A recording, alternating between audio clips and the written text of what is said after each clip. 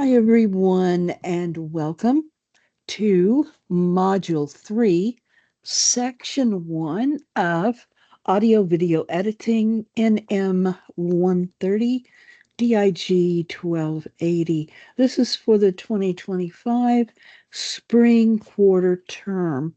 Make sure this is loud enough.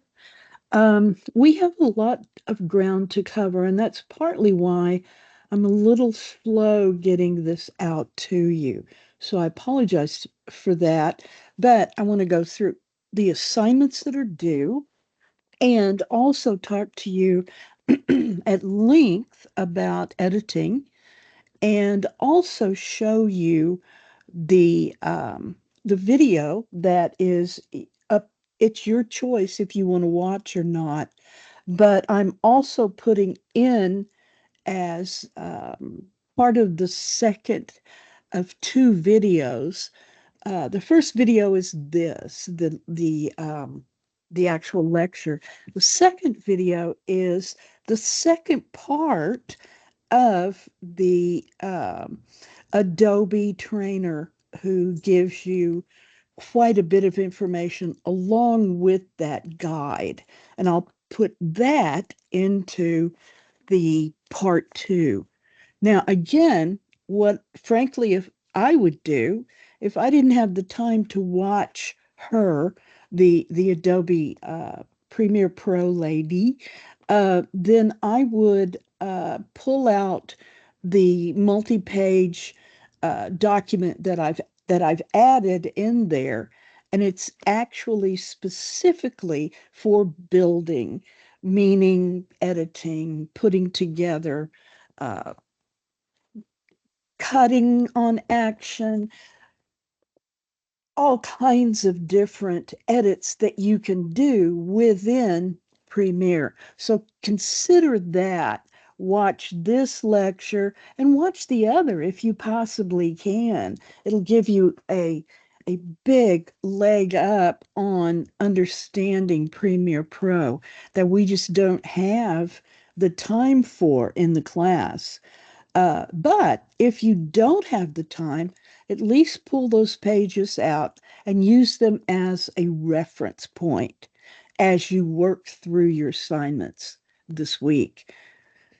Speaking of this week, here is a review of what you're doing. You'll be editing video clips to help you learn the continuity of the action of the video. There is such a thing as uh, action and continuity, and you've got to, in telling the story you're going to tell, you've got to stay true to that throughout the period of time you're telling that story. For instance, in your case, your final cut or your final story will be 2 to 3 minutes. But this week, you're going to be working on your rough cut. And a rough cut is nothing more than putting a lot of clips, a lot of maybe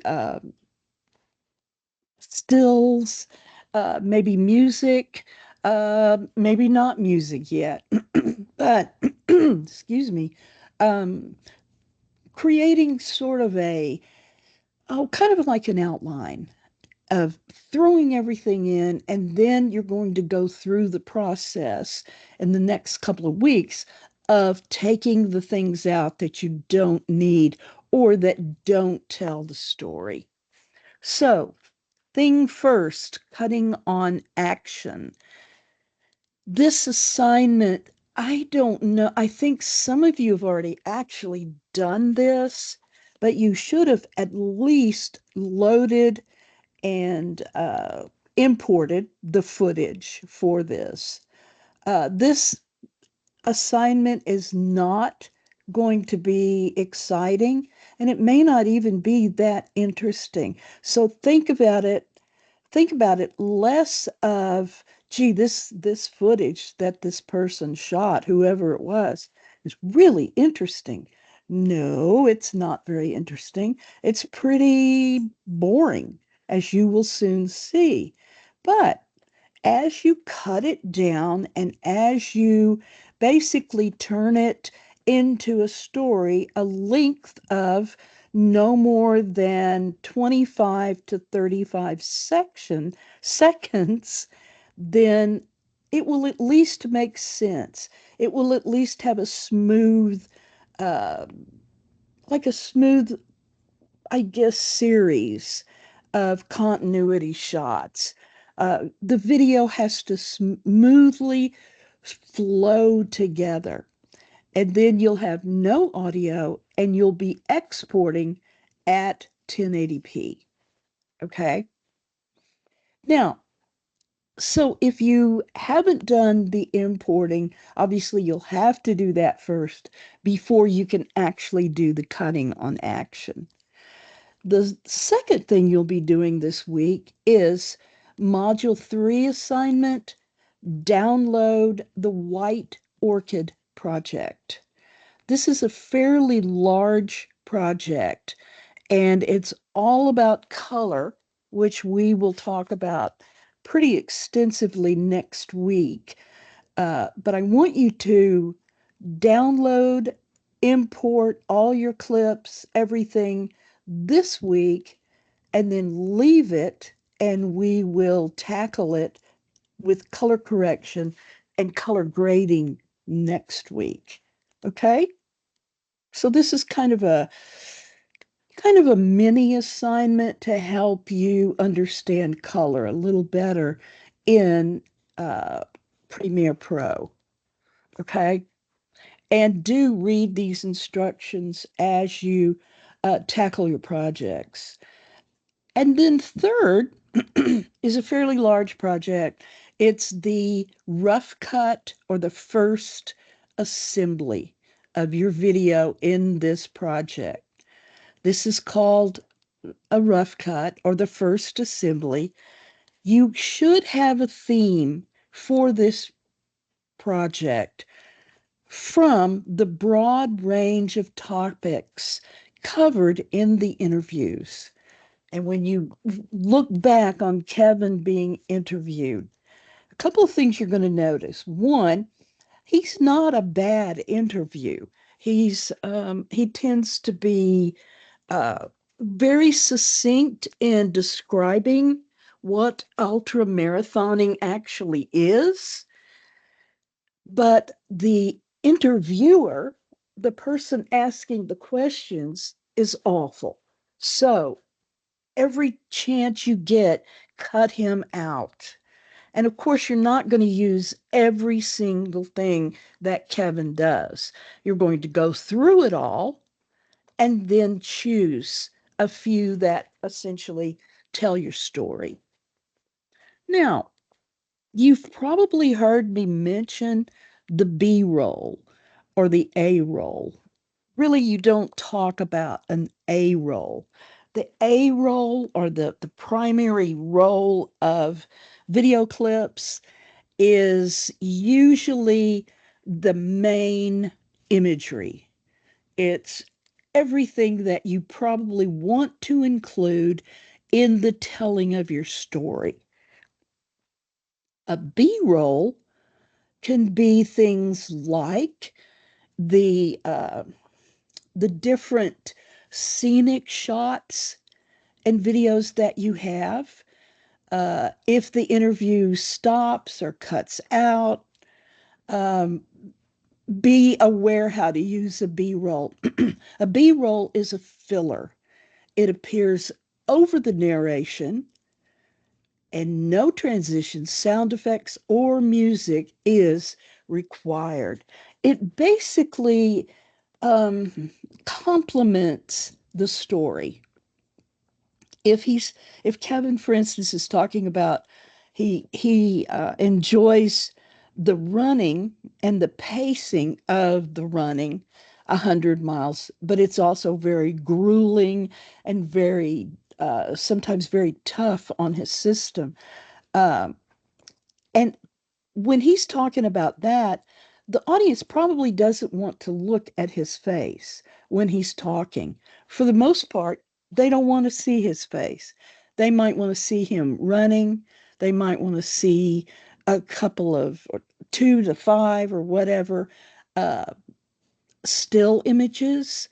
They might want to see scenic areas that he's run through, but you don't want to see his face just a whole lot, only because it's not that compelling when you combine it or compare it with a lot of the B-roll. You've got him running, you can hear the crunching of the snow under his shoes, that kind of thing. Look for action. Do not, there's a section in there, uh, and it's almost a minute to a minute and a half of him putting on his shoes. And there is a process to put on the shoes that are going to take you 100 miles, but it's not interesting enough to spend over a minute showing it. Now you can show him talking about maybe the shoes or whatever for maybe a few seconds and use some of the B-roll, like maybe him running or something. But just keep in mind that the audience needs to see him. They need to understand what he looks like, who he is, that kind of thing. But they don't have to see an entire interview. They do not. Pick the high points, pick the points that he makes that are really important to the telling of the story, and move on and show other aspects of the story. A lot you'll find from the B-roll. Okay, so your criteria includes a rough cut submitted in a viewable manner. URL will be just fine, or a video uploaded to YouTube or Vimeo, whichever you want to do. Exported at 1080p. You're going to have a rough cut with a beginning, a middle, and an end. You will have a rough cut that includes appropriate B-roll in sufficient amounts to cover jump cuts or to expand upon his narration or answering questions. Rough cut, a first go or a first assembly shows a basic understanding of pacing and rhythm. And less, and this is important, less than 50% talking heads. Okay? That's really, really important. And I'm going to pull this out because you already know to download this. Uh, I'll just edit it for you later. Um, okay, so where does this leave you? Let's say you've decided with your list of shot list or your clips, um, you have one clip on the timeline and you can move it anywhere on the track just by dragging. Once you have multiple clips on multiple tracks, then things get a little more complicated. So keep in mind three very important aspects when you move a clip from one location to another. What happens where the clip used to be? What happens to clips on the track where you drop the clip? And what happens to clips on other tracks? You have to kind of account for any gaps you might leave. Now, last week, the last little video that I played for you was kind of an introduction to editing. And he did a really great job of explaining how to move clips around, how to overwrite, how to edit. And let me show you basically what he was talking about. Okay.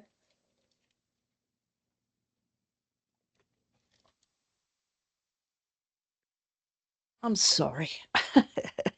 Okay. Um, here's the starting point for a following set of clips. You've got 6 clips, and they all have effects applied to them.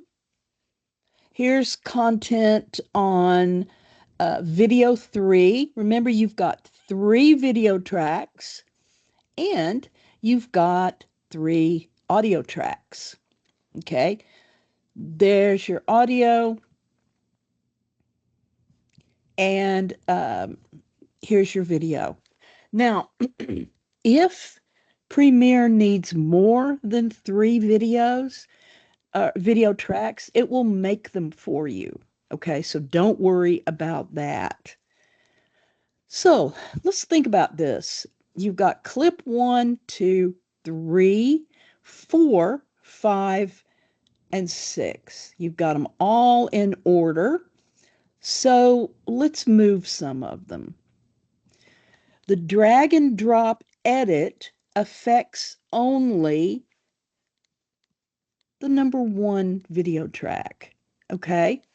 We want to effectively move number 1, and it will be involved in an extract edit, an insert edit, or both, or just a simple drag and drop operation that could shift content on all tracks. So, what am I saying here? What does this mean? Basically, when I move a clip, any of these clips, I'm going to leave behind a space. Okay? Now, right now, I've moved essentially clip 5 over clip 2. It's sitting probably on top. Okay? So, what do I do? Uh, I can let Premiere perform something called a lift or an overwrite edit, and it will leave a gap where 2 used to be,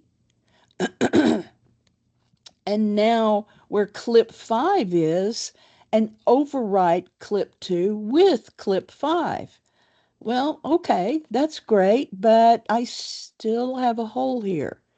So how am I going to essentially fill this hole? And does it need to be filled with video too? Or can we shift a lot of different things around?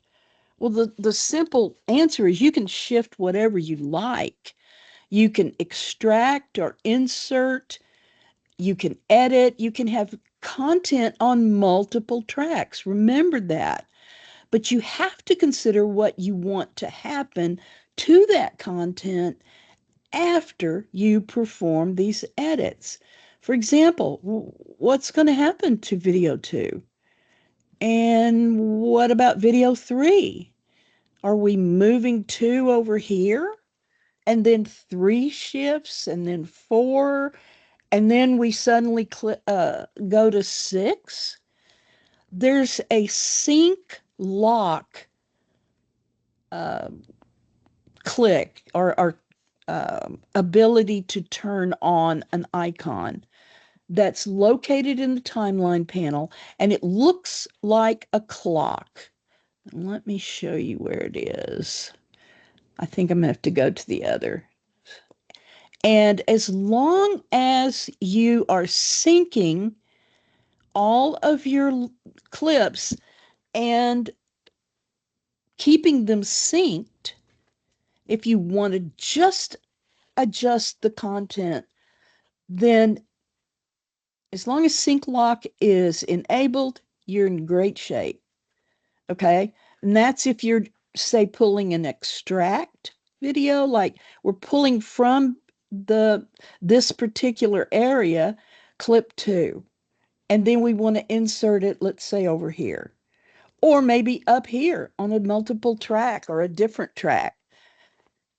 Then you have to keep in mind what's going to happen to that content after you perform these edits.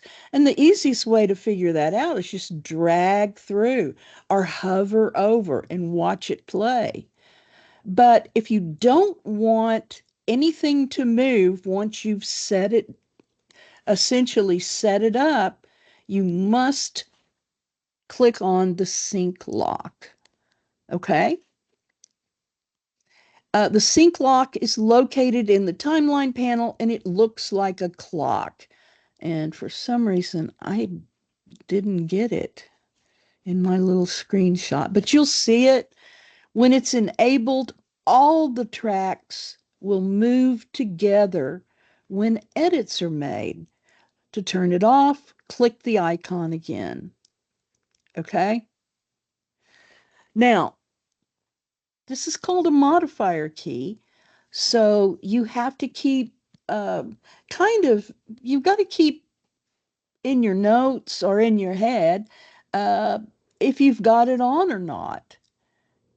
You know, if it's on, then you know that things will move according to uh, their essentially their order. Okay. If you have a lift edit, which means you lift it up and move it someplace else, and an extract edit, I'm extracting a piece of editing from a clip, then you have to press Control or Command, depending on if you're on a PC or a Mac, before you click the clip you'll be dragging. Now, this sounds extremely complicated. It is not. You'll do it once and go, oh, okay, I see what this is. Okay. Basically, modifier keys help you choose between inserting an edit and overriding an edit. Okay? All right, so let's move forward. And this that we're looking at here, I can drop clips guided by my two up view in the program monitor. Well, wait a minute. Where's the program monitor? What am I going to be looking at to see the program monitor? Do you remember?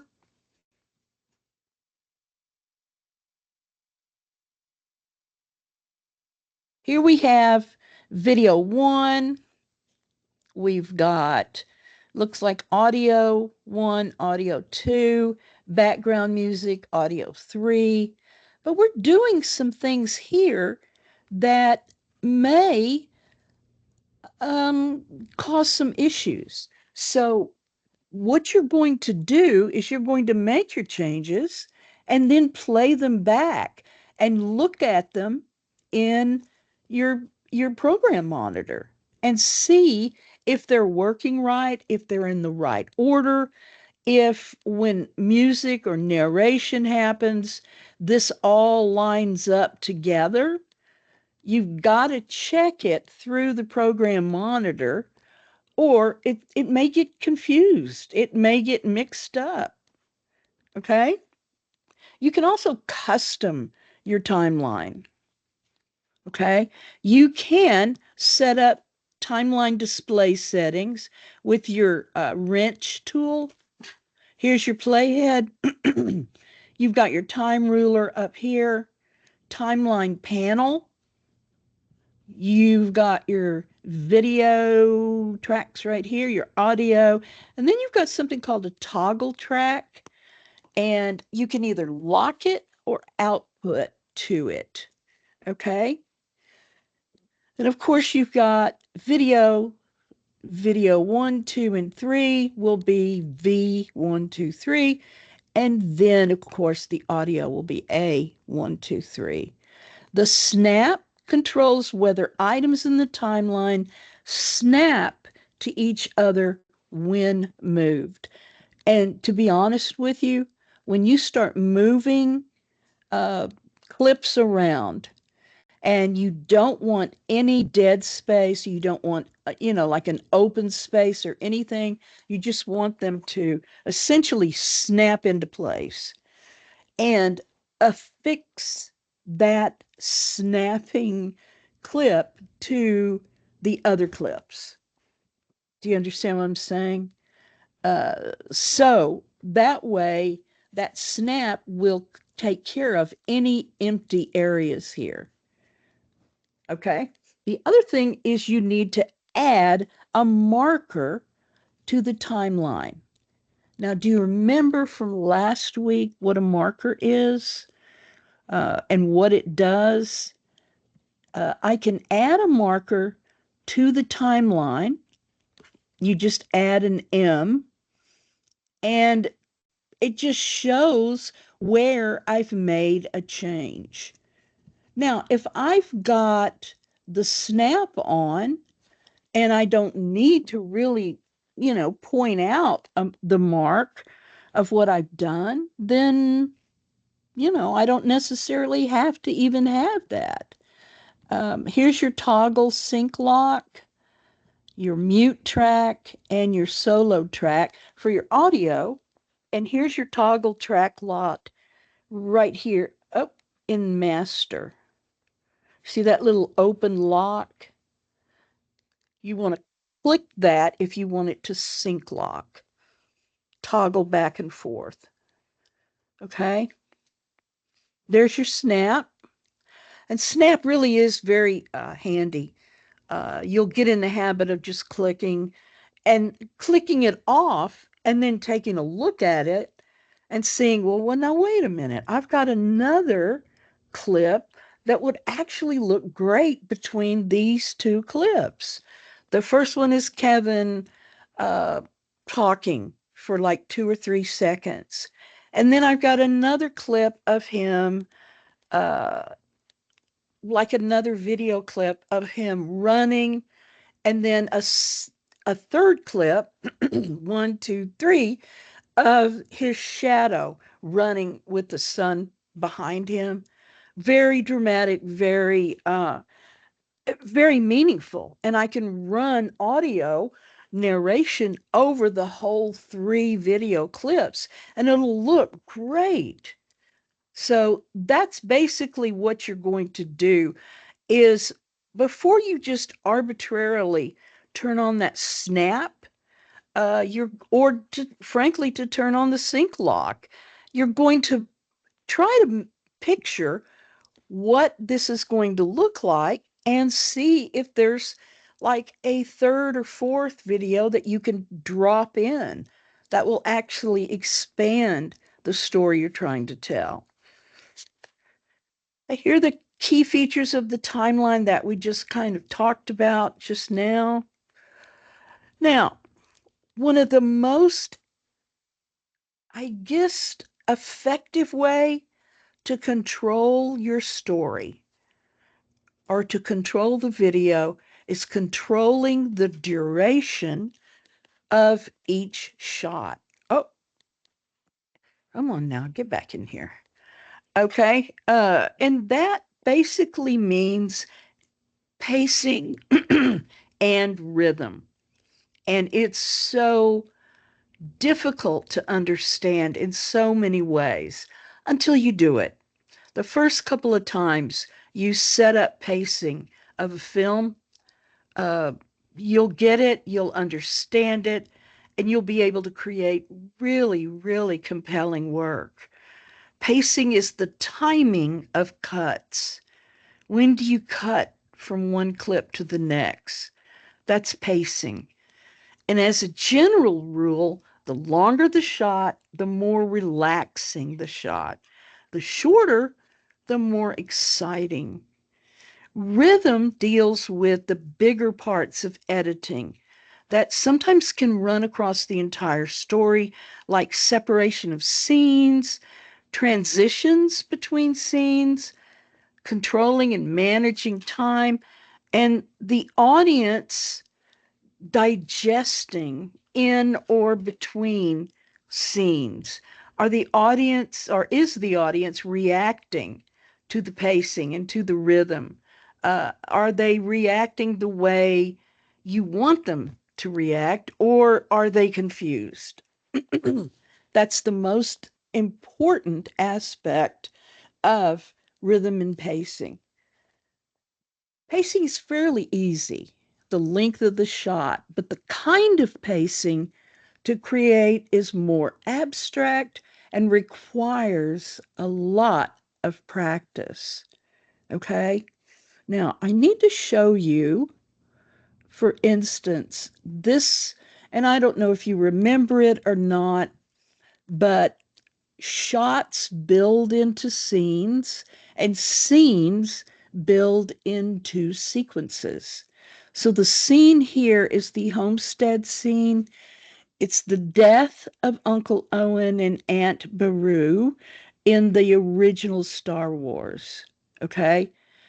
He's running back to his ship and he sees smoke and fire and destruction from afar at his home. And he realizes once he gets there that his uncle and aunt are gone. They're dead. Okay, this doesn't take very long as far as editing, but this particular scene consists mainly of long takes of wide and medium shots, ending with the close up on Luke as he solidifies his resolve. Some of you may have seen this next piece. It's probably the most brilliant film as far as pacing and tension. It's fascinating to watch. I hope it's not going to be dull, but I don't think it will. But I think it'll really show you the tension versus calm that is created by rhythm and pacing in editing. So let me play this for you.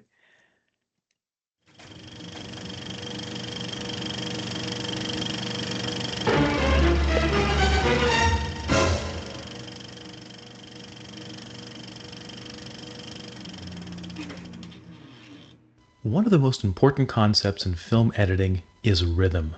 In film editing, rhythm refers to the pacing of edits. You are most likely to notice the rhythm of editing when it is synced up to music, as in this trailer for Suicide Squad. You're going somewhere very bad. Whoa! And do something that'll get you killed. Let's go save the world.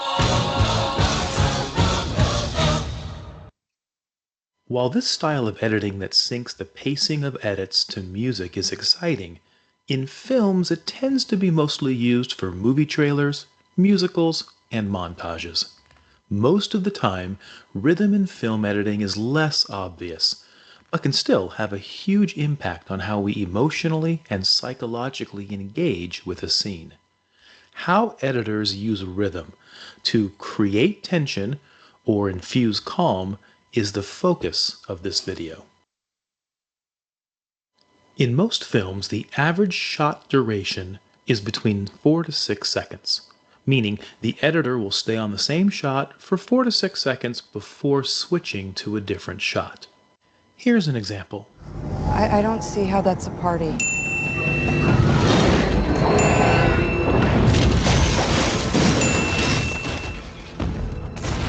Dr. Banner. Now might be a really good time for you to get angry. That's my secret, Cat. I'm always angry.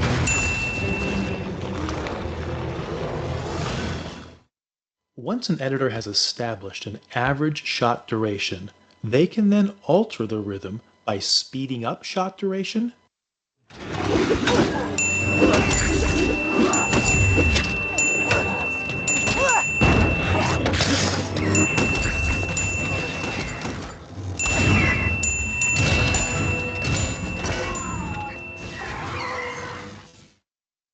or slowing down shot duration.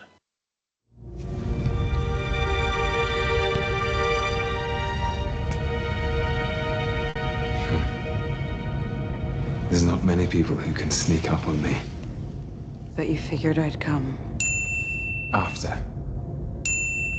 After whatever tortures Fury can concoct, you would appear as a friend, as a balm. and I would cooperate. Fast-paced editing is typically associated with tension. For example, the rhythm will usually get much faster during a chase scene, an angry argument, or a violent encounter. Slow-paced editing, on the other hand, is typically associated with calm. For example, a romantic encounter, a tender moment, or a sad occasion. To illustrate how rhythm can inject tension or create calm, we will look at the shower scene from Psycho. The shower scene from Psycho is generally considered to be one of the great accomplishments in terms of film editing. If you're a movie geek like me, there's a fabulous documentary titled 7852 that focuses exclusively on this groundbreaking scene. One of the reasons why this scene is so highly regarded is the way it uses rhythm. To illustrate how the shower scene from Psycho manipulates rhythm to accentuate both calm and tension, we will watch the classic scene and overlay a visual reference to show the pacing of the edits for the entire scene. This way, you can see exactly when the shot duration speeds up, adding tension, and when it slows down, infusing calm and releasing that tension.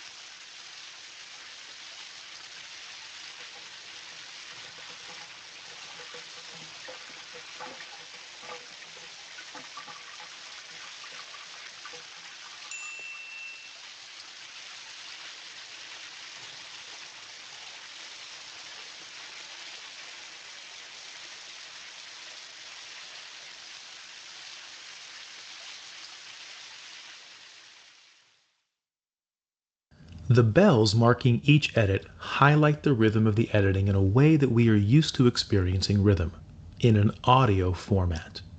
But by marking each edit on a timeline, we can now see the rhythm of the editing. The rhythm has three distinct sections: before the attack itself, and after the attack. Before the attack, there are 13 edits over 72 seconds, which calculates to an average shot duration of 5.5 seconds. The longest shot duration in this section is 18 seconds long and occurs right before the attack. This long 18-second shot duration is equivalent to when the music goes silent in a horror film right before a jump scare. It's the calm setting up the storm. The attack itself is only 22 seconds long and has a staggering 31 edits, which calculates to an average shot duration of just under 3/4 of a second. The editing in this section is brutal, just like the attack itself. Once the attacker leaves the room, the third section begins. The post-attack section has 8 edits over a 67-second period.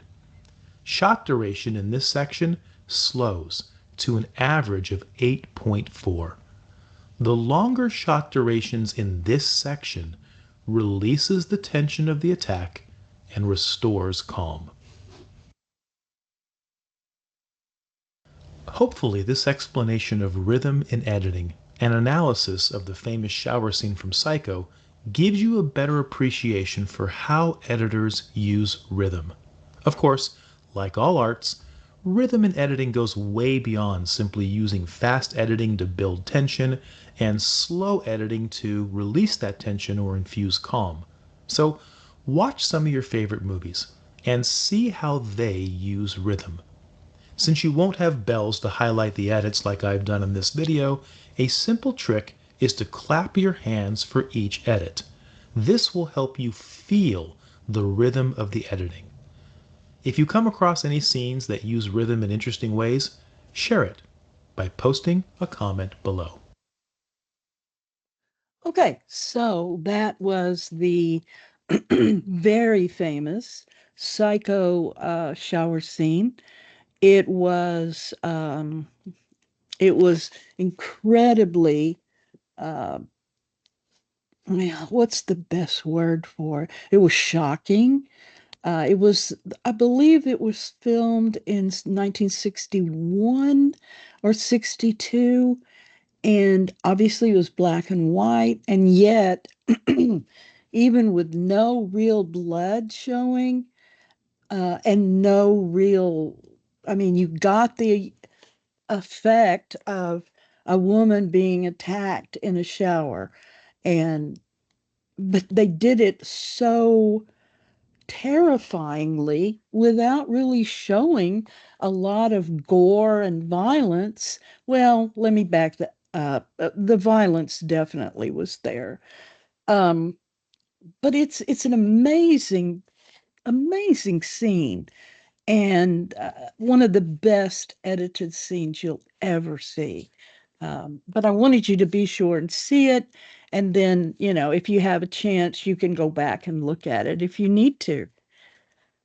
Now, one thing to keep in mind when you want to speed up your workflow and when you want to have the option of editing and then say taking it back or say, you know what, this edit is not working like I had hoped. Rather than have to move that clip or do, that entire layer, why not build an adjustment layer just like you do in other Adobe products like Photoshop? And let me show you this. It basically very easy to add, very easy to change.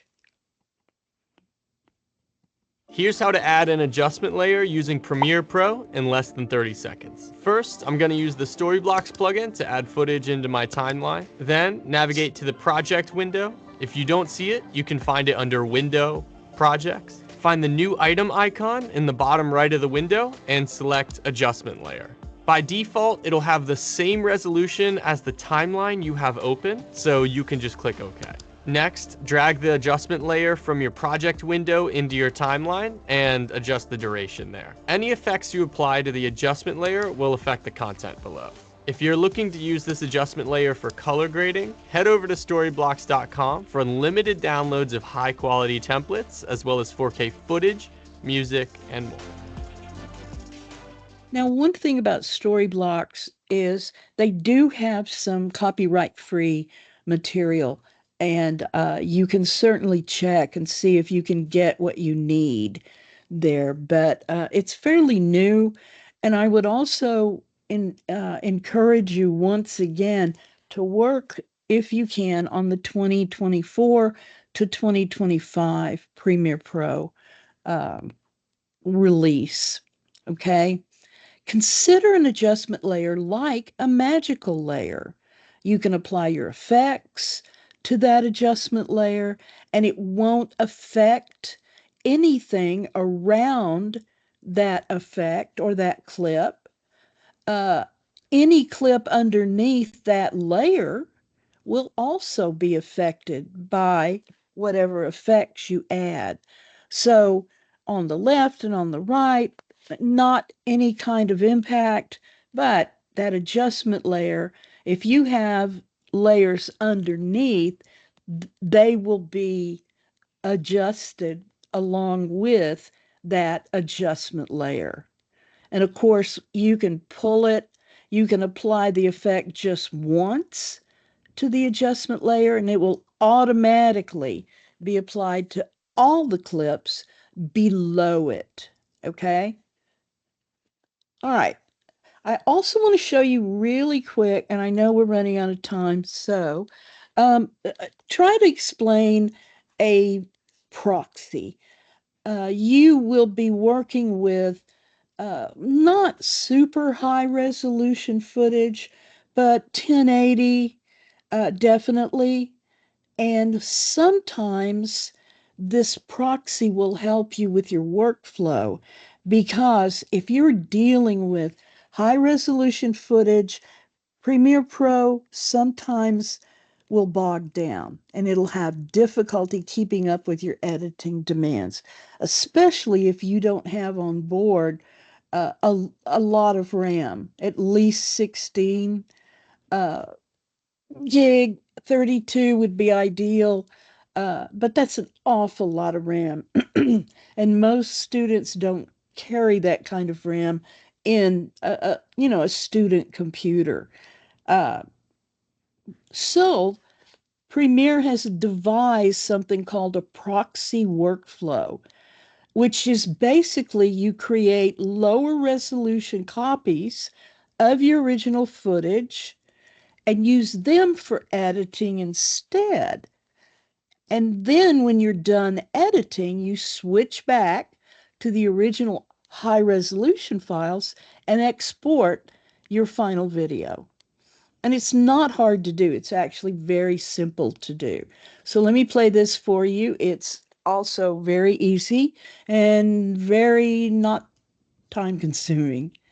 I'm going to show you the quickest and easiest way to create proxies in Premiere. If you're editing with anything that's 4K or higher, using proxies is not only going to save you a lot of time, but a lot of frustration. Proxies are the first thing that I do when I get home from a shoot so that they can render, take their time, and then when I'm ready to edit, I can come back and just dive into it. So let's hop into Premiere and I'll show you how quick it is. Select all the footage that you want to create proxies for. Right click and select proxy, then create proxies. Now this window will pop up where you can select your format, preset, and destination. I always keep my format as QuickTime, and I like to have the preset as a medium resolution so that I can still edit my footage without it being super low quality. You can change this if you'd like, this is just my preference. I always save my proxies next to the original media so that all my assets are together. Then press OK and Media Encoder will open up. Media Encoder will usually automatically start creating the proxies, but if it doesn't, all you have to do is go up to the top right and press the green play button. Once that's done, head back into Premiere and toggle the proxies button. If you don't see it, you can click the plus sign and add it. When this button is blue, you're using proxies and you're good to go. Quick little side note, your proxies will not affect the quality of your export. Thanks for watching this video. If you enjoyed it, please give me a thumbs up, subscribe down below, and drop a comment as to what you'd like to see. Okay, so very easy to do, as you can see. And frankly, you're allowing Media Encoder and Media Browser to help you with proxies. I'm not going to go through all of this, but you can take a look and read it basically when or if you set this up. Now, if you have enough RAM and you're not bogging down with any edits, don't worry about this. Work with your high resolution clips. But if you're having problems, do this first, and then you'll see that it will really help you with your being able to set up everything and then convert it later to high res. Okay? Let me see if there's anything else I wanted to show you. Uh, and then I've got some troubleshooting tips I want to just quickly go through. Cutting on action refers to an editing technique where the editor matches the action in one shot to the action in another shot, but from a different angle, like someone's running. You show them running, coming straight at the camera, and then you can change scene to maybe turning a corner or leaping over an obstacle. The action cuts from one shot to another. Let me show you how this is done. Now, technically, this is what you're going to be doing with the cutting on action footage. Uh, so let's play this. It's also very, very, very brief. Here's how to auto cut in Premiere Pro. This is an Adobe Premiere tutorial on how to automatically cut clips with Scene Edit Detection tool. Go to Clip, select Scene Edit Detection. Now click Apply at each detected cut point. Hit Analyze. Now Premiere will make a cut on every single different shot. It's really accurate, so you won't have to do much after that.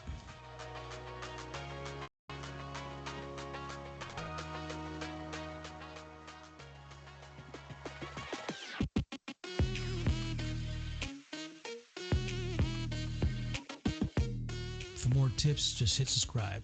See you next time. Okay, so you can see it's very, very easy to do. Basically, you're trying to expand the scene or overlapping action across the edit point. Or sometimes you're trying to shorten the scene by trimming frames on either side of the edit. Now, since you're going into editing, or you've probably started to some degree, but you're really going to go through it this particular week, I wanted to give you some troubleshooting ideas. Okay, let's get this right. Okay, issue one, your computer is slow or crashes, and it takes forever to export. This is always a computer issue and not the footage or the software. So make sure you have at least an Intel i5 processor, 8 gig of RAM, and that's really the minimum, and a 500 megabyte hard drive with at least 100 megabytes of free space and an approved Intel graphics chipset. Graphics card. The Intel graphics chipset is not considered an approved graphics card. Now, this is not a big problem. If you don't have all of this, upgrade your upgrade your version of Premiere Pro.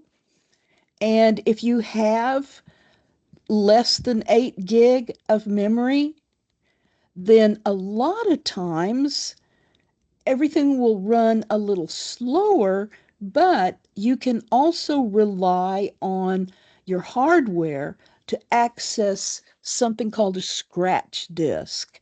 And it's literally pulling from your storage memory and essentially using part of that temporarily as your RAM or random access memory.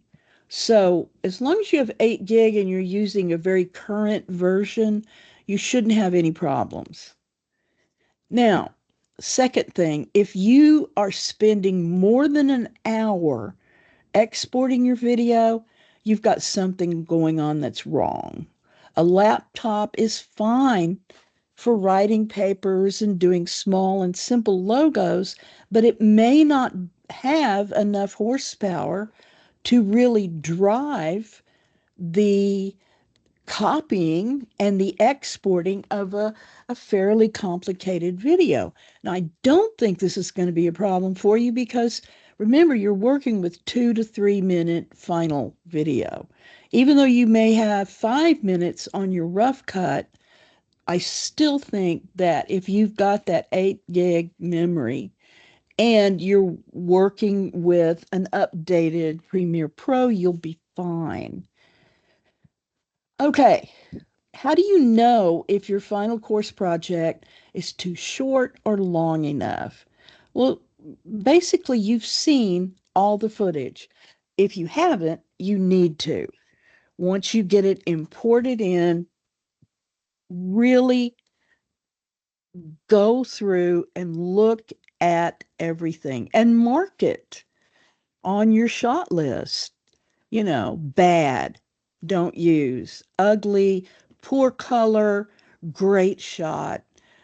This would look great with, some other shot, that kind of thing. Give yourself adequate notes so you're not essentially spending hours trying to find, oh, this is a great shot, but I've still got another minute and a half and I don't know what to put here. Uh, Make great notes and you won't have this problem. The footage and the images you downloaded, all of it runs about an hour.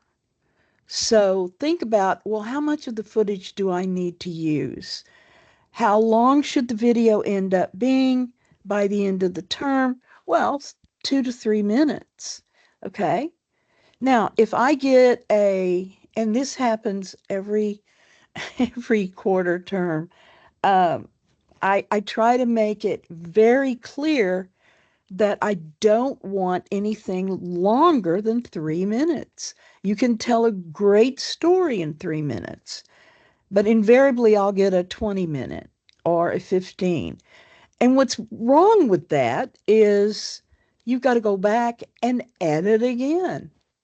Uh, so, first things first, if you're not sure if this thing is going to work for you, this collection of videos, make sure you're telling your story and it's interesting and it's visually interesting and you're engaging your viewer. The viewer wants to know more. He wants to see how this works out, what happens to Kevin, on and on and on.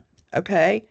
Look at the footage that was shot and how much estimate of it is really good and how much does not add anything to the creativity or the story. The interviewer, all of that with him asking questions will not add anything to the story. Now, if you want to show Kevin answering without even, showing the question, perfect. That's great. The ratio between total footage shot and total footage used is usually between 20 to 1 and 30 to 1. Okay? Which means basically all of the footage for ultra marathoner totals up to approximately 1 hour footage, including the still images. So, okay, well, what about this rough cut this week? Uh,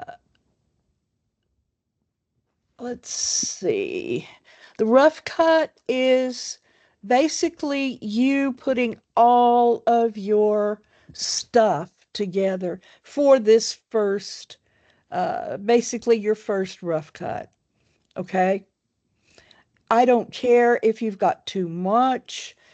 I do care if you have too little because, come on, That's not going to work. Uh, this is not specific to what you're doing, this documentary. We're not using that at all. So pay attention to this. You go through the rough cut after the first edit, determine what shots you want to hold on to and what is ditchable. Okay? What if you need more stuff? Well, what was shot was all that was shot. You can't use stock footage or additional still images, so be creative. In the end, the video will make you you make will reflect your aesthetic. What if my sequence is the wrong resolution? Then you have to fix it. For all the projects in this course, your resolution is full HD at 1080p. Pay attention to this. Your format should be set to H.264 and the preset should be set to YouTube or Vimeo 1080p HD. H.264 is the type of compression that creates an MP4 file. What if I need a still frame from the video?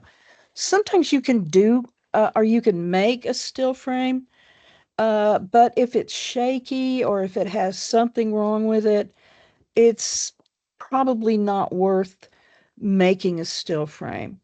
Maybe you can allow the clip to run an extra second or so. If you do have to drag a still frame, open the video from which you want to capture that still frame.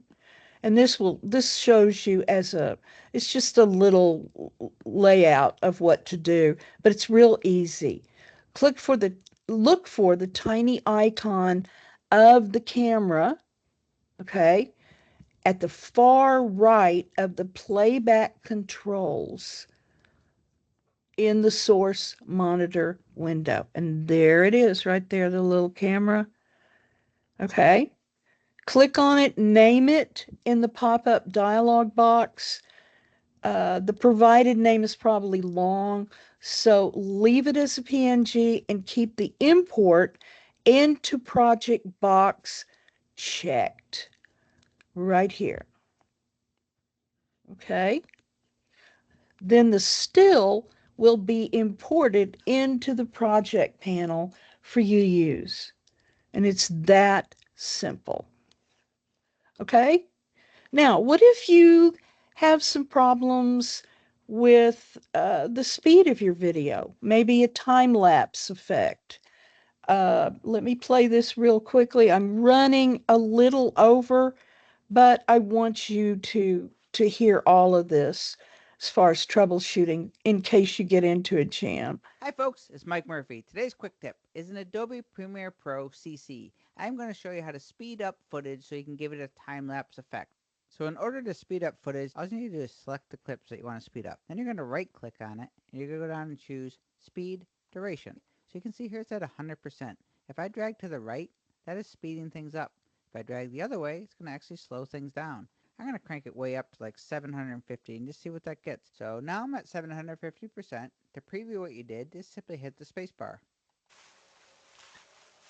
And that's definitely giving that time-lapse effect I want. One thing you might notice though is that the audio has also sped up. In order to delete the audio track without affecting the video, all you need to do is simply hold the Option key, click on audio, and now hit delete. So that is one of many ways to speed up the duration of a clip. You simply select the clips you want to speed up, right click, go to speed duration, change the speed by dragging to the right, drag to the left to slow things down. And that is your quick tip.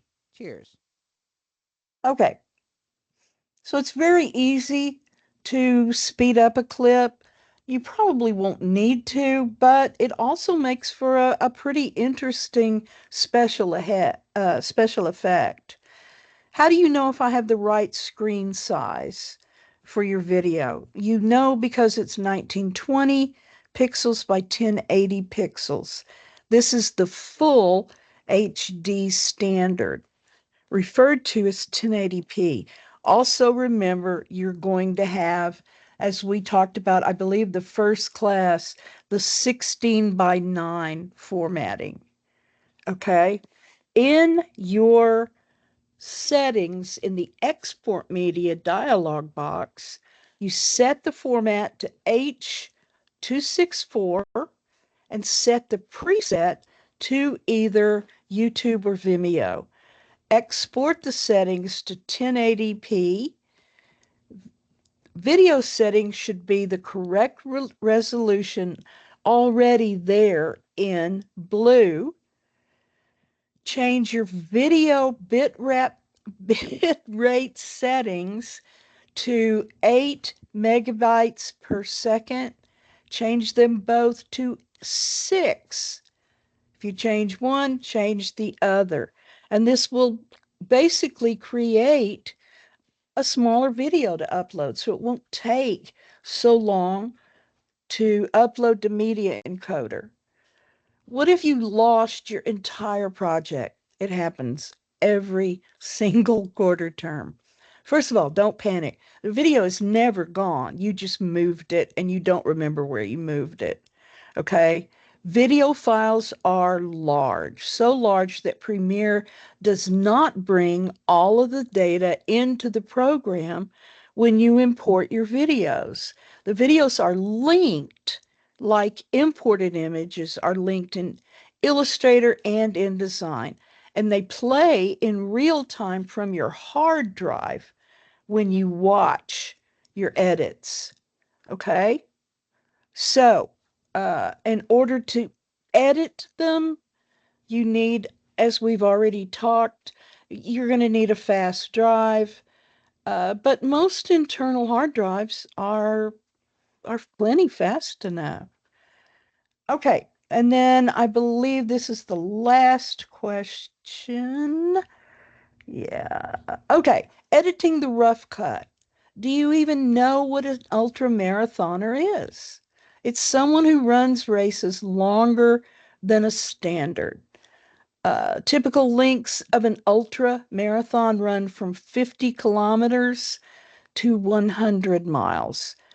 Your final video will be 2 to 3 minutes long. Okay? You should have discovered that there is content in the interviews about many different aspects of being an ultra marathoner. But remember, there's also a lot of stuff in that interview that you really don't want to use. It's just not great. It's not very compelling. Keep the story brief. Don't try to tell a long and detailed story. Just get to the essence of the topic and focus on just one aspect of being an ultra marathoner. The struggle and isolation of running a 100-mile race, the preparation for an ultramarathon, the subject's addiction issues, and how running was instrumental in helping him overcome these demons. You'll eventually be adding music, so keep in mind what kind of music you'll add as you construct your film. And this is so important, and so many of you don't give the music enough consideration. I've had marching music, I've had a lot of music that just doesn't fit. And if you would watch some of the clips, it's easy really to pick your music. And it can be, piano concertos, uh, it can be any kind of music, as long as you feel comfortable with that music playing behind your B-roll video, your photographs, and everything else. Okay? And I think that is all I have. Okay, so this will be posted, and I'll send you a myriad of links. And then I'll also put a part two, which is basically the video trimmed of the Adobe trainer giving you a lot more information about editing. So that's all I have. Thank you for your attention. And again, I'm sorry I went over, but this is a lot of information to try to give you. So have a good evening and we'll talk soon.